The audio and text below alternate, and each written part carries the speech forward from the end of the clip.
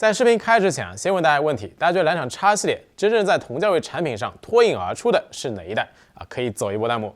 相信现在弹幕里飘过最多的应该是 X80。一方面呢是那一年很多安卓旗舰受制于火龙芯片，发热大，续航差，核心体验呢无法得到有效保障。另外呢就是同样天玑9000芯片当年呢确实也只有蓝厂 X80把相机呢给调明白了，日常流畅度呢也优化的不错。而往后的 X 系列，蓝厂和发哥之间的关系也变得越来越紧密啊，比如说 X90首发天玑9200，X100首发天玑9300。上期视频我们详细测试了天玑93的性能能效，X100的日常流畅度、游戏续航。今天我们就一起来看一下 X100其他方面的表现，对比 iQOO 12、小米14，谁的产品力会更强呢？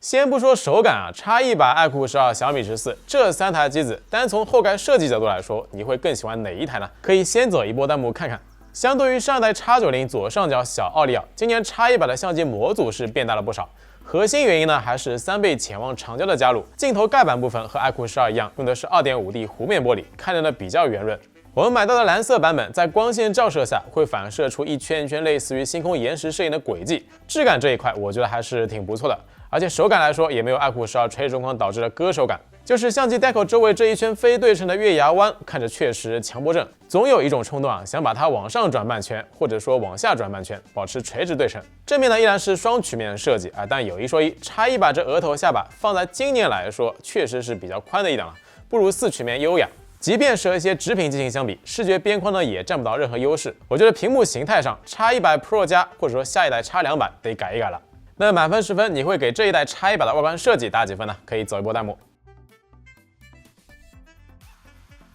性能、续航、游戏方面的表现，我们已经在上期视频和大家详细聊过了。总结呢就是天玑93性能很强，尤其是原神的表现，平均59.5帧，功耗呢却只有5.1瓦。对比小米14，帧率更稳，功耗呢还更低。对比iQOO 12，帧率稳定性接近，但是功耗呢要低许多，妥妥的原神王者了。不过在新铁环节，X100更新系统复测之后呢，还是老样子，整个帧率波动比较明显，会在45帧和60帧间来回波动，不如另外2台8进3机型帧率来得稳。我觉得这点呢依然是调度上的问题，大核频率呢不够开放。Orange OS 4.0 加新的旗舰平台，流畅度这块呢是真的做得很不错。这丝滑动效程度丝毫是不输鸿蒙 4.0 了，加上 SoC 性能能效本身呢是强了一大截，连续多开 App 或者说重度使用场景，整个手机的反应速度呢依然是非常快，也没啥明显发热。我觉得这点呢，还是和系统底层优化有比较大关系。比如说，同样是8进3，iQOO 12在类似的场景操作流畅度上也会比小米14呢更加顺畅些。高刷方面，这一次 X100和iQOO 12一样，默认呢是全局120赫兹，但实际体验下来，默认情况下 ，X100在信息流页面的视觉流畅度上是不如满血120赫兹的，尤其是快速滑动页面时，看着更像是90赫兹的效果。iQOO 12呢最开始也是这样，但是更新之后呢就 OK 了。建议手动在拨号界面输入星景4244景星，手动固定一部分常用信息流应用到120赫兹，停用 Promotion 呢可以解决这个问题。等等，蓝厂这个刷新率变频也叫 Promotion？ 屏幕实测环节，我们手上这台 X100的实测数据观感和 iQOO 12呢是比较接近的，全屏白底分值亮度很强，可以达到1400尼特加，但是高低亮度差呢也很大，有208尼特。不过色彩校准和频闪方面的表现，相对于iQOO 12会略有些差异。X100默认的色彩校准同样是偏鲜艳，图标显示呢会有些过饱和，覆盖100%的 sRGB 色域和99.5%的 P3 色域，平均色偏呢是4.1，专业模式下平均色偏呢是1.6，但这个模式下 X100的平均色温呢只有6019K， 看呢是明显偏黄了，建议手动调整一下色温波纹改善一下。频闪方面 ，X100和iQOO 12都是中高亮度360赫兹，中低亮度2160赫兹。但是实际的频闪表现反而是iQOO 12这边略微好一些。在切换到2160赫兹高频 PWM 调光的时候 ，X100的频闪波动深度要更高，对于频闪敏感的用户来说需要注意一下。当然了，频闪这一块，厂商愿不愿意好好去调整，一定程度上取决于用户的态度你不说我不说，厂商的大概率是不会改进的。之前一加 A42 Pro 也是类似的调光策略，但是被一堆人吐槽之后，后续更新之后就改成了中高亮度类 DC 了。相机方面 ，X100主摄呢是索尼 IMX920，传感器尺寸来说依然是 IMX890类45，长焦呢是3倍的 OV64B 潜望，超广角则是三星的真1。从实拍的对比来看同为蓝厂系，默认模式下 ，X100和iQOO 12的成像风格上也是有些区别的。iQOO 12呢通常会比实际拍摄画面稍微鲜亮些，而 X100这个鲜亮程度就要强很多了。引用魅族老哥的话就是让狼天更狼。有些场景 X100第一观感呢是3台手机里面最讨喜的，但是也有些场景画面看起来呢色彩过于腻歪啊，所以说同为两场系的鲜明模式，我个人呢会更喜欢iQOO 12的效果。当然 X100和iQOO 12默认是有3种不同的影调风格的，质感模式呢更偏向于氛围感，蔡司自然呢偏向于色彩还原。但蔡司原色呢，很多场景下又显得太平淡，所以日常随手拍的话，还是默认鲜明模式更加适合些。不知道是不是新传感器加发哥新平台的关系，X100少部分夜景表现是不如iQOO 12来的稳的。这组样张，小米14和iQOO 12都正常还原了奈雪的茶绿色灯箱，X100这部分呢是直接过曝了。再比如说这组样张，X100黄色灯箱拍出来有一种黄橙相间的感觉，实际灯箱颜色并没有这么深。iQOO 12和小米14相对正常。当然了，大多数场景下它的实际画质表现呢都没啥问题。比如说，虽然说传感器尺寸要比iQOO 12呢更小一些，但是主摄2倍裁切依然是做了高像素裁切模式，实际2倍画面的解析力表现呢还是挺不错的。今年蓝厂的新款3倍潜望长焦整体素质呢是比较优秀的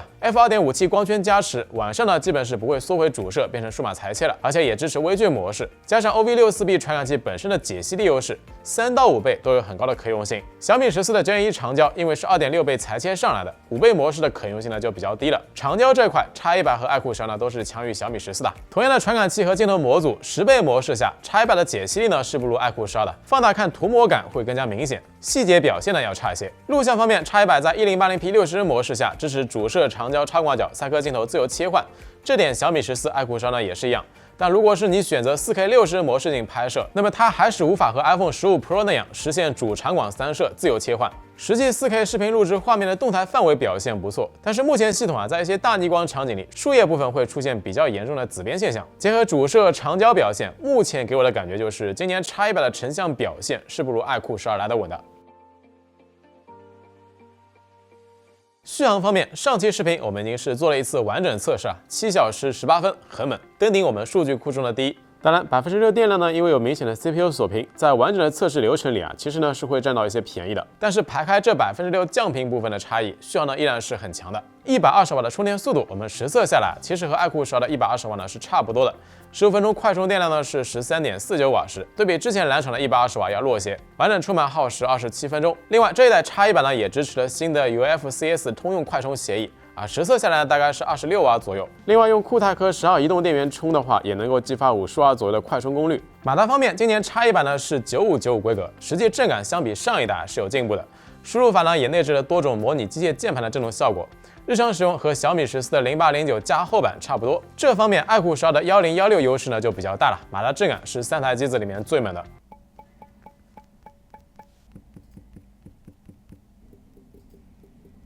指纹的话依然是短焦，因为屏幕尺寸来到了6.78英寸，实际解锁时基本都需要往下够一下，非常不顺手。还是那句话，都快2024年了，2000档用短焦呢还能够接受，但是3000加以上机型超薄屏下是真的该普及了。实际扬声器录制效果，大家可以来听一下录制。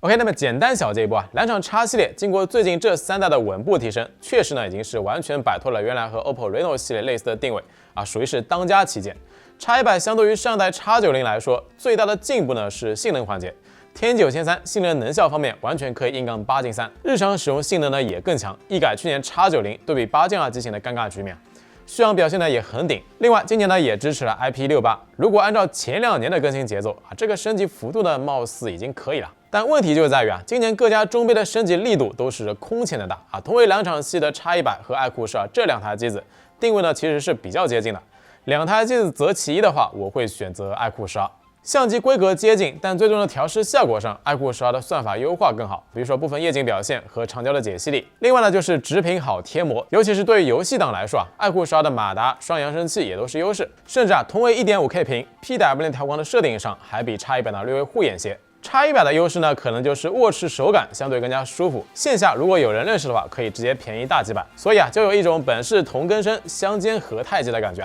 这也是接下来各家同门中杯机型需要面对的问题怎么来做差异化竞争？当然，接下来呢，应该还会有一堆竞争力出色的中杯旗舰发布，大家呢也可以等一等后续机型来做决定。那么目前发布的这3台机子综合来说，你会优先考虑哪一台呢？可以在评论区留下你的观点和看法。OK， 那么以上就是本期视频的所有内容了。如果觉得视频做的还不错，希望各位老铁能够点个赞加关注，这是我们更新视频的最大动力同时呢，也别忘了去我们淘宝配件店逛一逛看一看，搜索更多优质壳膜。那我们下期视频不见不散，拜了个拜。